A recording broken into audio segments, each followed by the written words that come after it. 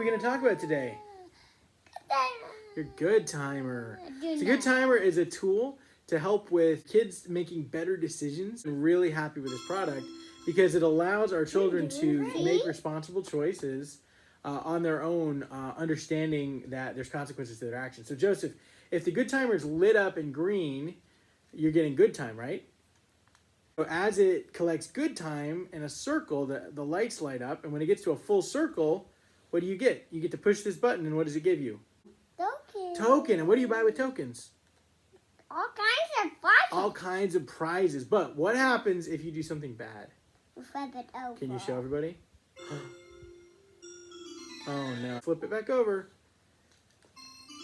Who's gonna have a token? Yeah, we need to earn more good time. Not yet. Joseph, do you like your Goodtimer? Yes. Do you think everybody should get a Goodtimer? Everybody at home, have a good time. Cheers!